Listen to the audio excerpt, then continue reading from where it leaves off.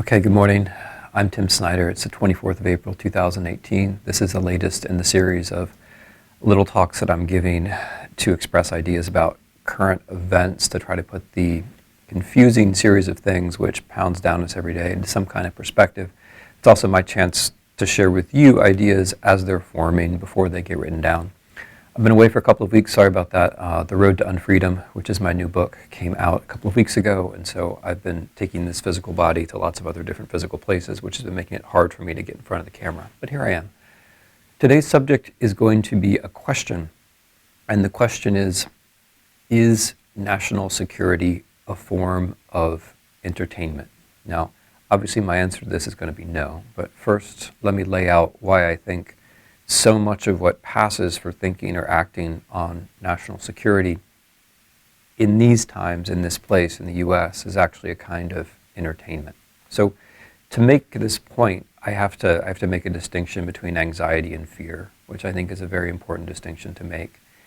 Anxiety is when you're afraid of something that's not actually in the world and which you can't really do anything about. Fear is when you're afraid of something that is in the world and should be causing you to be afraid, and about which you can actually do something. Now, this is an important distinction because people who pretend to be making you safe will deliberately provoke your anxiety in cycles. They won't have policy to actually make you safer. They won't do anything about the things you should be afraid of, fundamentally. But what they will do is they'll make you anxious about things that don't really matter, and then pose as the person who's providing you national security. Whereas a serious strategist, on the other hand, would think not about emotions right at the moment, but about the whole country, the whole society, the entire United States of America, would think about the future of that country, and would think about the things we actually should be afraid of. So in 2017, 2018, national security in this country has looked a lot like entertainment, with various threats trotted on to do their little number and then trotted off the stage again. We're supposed to be afraid of Syria. We're supposed to be afraid of North Korea. We're supposed to be afraid of things for a day, and then we're supposed to move on to the next thing. We're supposed to be afraid of various scenarios for nuclear war, be it Russia, be it someone else. And we're supposed to be afraid of things like the immigration of Mexicans, which, just by the way, in case you haven't been following the actual news, doesn't really happen. The notion that you're going to deploy soldiers to the US-Mexican border, which we've done in order to prevent immigration, is a classic example of national security as entertainment. It's very entertaining to deploy soldiers. It draws attention, but it means nothing because there's no actual threat there. There's nothing that one should actually be afraid of.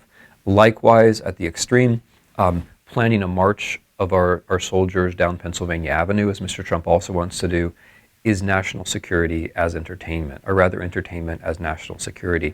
It doesn't make anyone safer. It just makes you feel a certain kind of anxiety, and then the anxiety releases as you see the nice men and women in their uniforms marching down Pennsylvania Avenue. None of it really makes sense. Now, I'm stressing all of this because in addition to this world of entertainment, in addition to this world of anxiety, there is actually a real world out there where there are real threats. And it is possible to think about those threats. It's difficult. It's more difficult every day, but it is possible.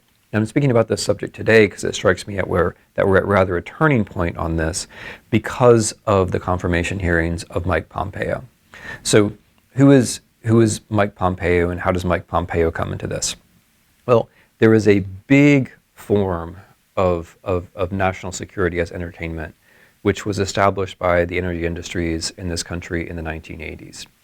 Since the 1980s, the entire energy industry of the United States of America has been aware that human action, the release of carbons, causes climate change. And since the 1990s, the entire national security establishment essentially has been arguing that climate change is a threat to the security of the United States. So in the real world, in which both the energy companies and the national security establishment inhabit, everyone is perfectly aware that climate change is real and that it's a problem.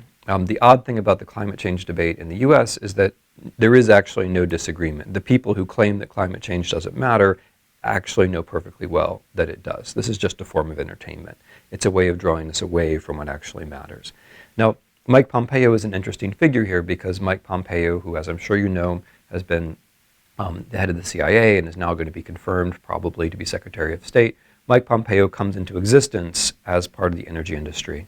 When he becomes a politician, when he runs for office as a congressman from Kansas, his campaign is funded by the Koch brothers and by other energy lobbies to the tune of $1.1 million. And duly elected, he proposes that climate change is not real. When he's confirmed as CIA director, he says that it's a terrible mistake to say that climate change is a problem for the national security of the United States. However, if we just look at his career a little bit, and if we look at the actual challenges that he'll have to confront, or the challenges that are in front of us now, we can see at a deeper level how his own life shows how false the position is. So Lebanon, for example. Mike Pompeo made his name by criticizing Hillary Clinton on Lebanon. Why was there a crisis in Lebanon? Why was there an Arab Spring in the first place? Because of the droughts. Because of the droughts, which created the breadlines, which created the riots. Why were there droughts? Because of climate change. Syria is a problem which Mr. Trump can't wish away, and which Mr. Pompeo can't wish away. Why is there a problem in Syria? There are many reasons. One of them is a horrifying dictator. One of them is the presence of the Russian army. But one of the root causes is that drought in Syria destroyed what was once called the Fertile Crescent, leading to mass migration to cities, leading to civil unrest, which was one of the conditions of the civil war. Now, why does this matter? Because Libya and Syria are the kinds of things which Mr. Trump and Mr. Pompeo talk about and will have to talk about, and the main way that US policy could actually make a difference in these parts of the world and in the Muslim world generally is by having a policy on climate change. You see, there's this odd coincidence, which is that the crescent of the world, where more than 1 billion Muslims live, is also the place where climate change is having the greatest effect, the fastest. If one were serious about unrest in the Muslim world, if one were really worried about terrorism coming from the Muslim world, one would then insist on having a policy about climate change. If you think about foreign policy as entertainment, you'll just let the individual crises come, you'll drop a bomb, you'll launch a missile, you move on to the next thing. If you're really thinking about the Muslim world, if you're really thinking about Muslim terrorism as a growing threat, then you would think about climate change. The thing is, climate change makes fake problems real. Your little entertainment number becomes the real world if you don't address climate change with policy. Mexico's another example. Right now it's entirely entertainment. But if we continue to desertify Mexico with climate change, there really will be waves of migrants from the south.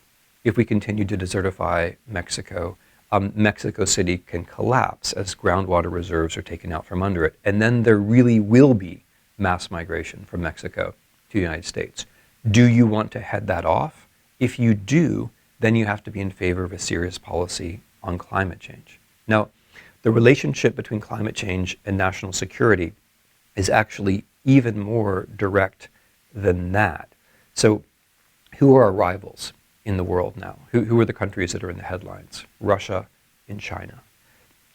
Let's imagine that you think that Russia is an adversary. Let's imagine that you think that Russia does things that are not in the national security interest of the United States. What's the most effective policy? The most effective policy would be to develop renewable energies, because the Russian regime and every regime like it depends precisely on the world being in a carbon economy. You get past the carbon economy, there will not be a Putin-led oligarchical regime in Russia. China. The Chinese, like everybody else, know that climate change is real. The Chinese, unlike us, are devoting a great deal of state investment to renewable energy precisely with the goal of being the people who develop the technology which get us around this bend into a new energy economy. Is that a technological competition that we want to lose? Right? The only way to maintain some kind of parity, technological parity with China, is to acknowledge a real problem and then to invest in the real solutions. But it gets even more direct than that. So let's say you're not concerned about these long-term things. Let's say you just think our armed forces can run out to various spots in the world and solve whatever problem arises. Okay. If you want to send the U.S. Armed Forces out to the world to solve various problems, where do they leave from? They leave from a naval base in Norfolk, Virginia. What's the problem with the naval base in Norfolk, Virginia? The rising tides, the rise of sea level. Because of global warming and the melting of ice in the North and South Poles, our own major naval base in Norfolk, Virginia will soon not be functional. Who is saying that? The United States Navy is saying that, right? So even if you think that these long-term things don't matter and that national security is just a matter of sending soldiers and sailors out to hotspots in the world, we're not going to be able to do that unless we get our minds around climate change. So in all these ways, real national security, the things that we should really be afraid of, as opposed to the entertainment industry around national security, the things that we're made to be anxious about day after day. Real national security depends upon thinking about everybody in the country as a whole, the country's future, and that means caring about climate change. So if this whole thing isn't just a joke, right? If this whole thing isn't just a performance by paid lobbyists, if the next Secretary of State is really going to be someone who cares about national security, which one would think would be the basic job description, it has to start with climate change. That's what the real national security interests in the United States are going to have to do with. Thanks.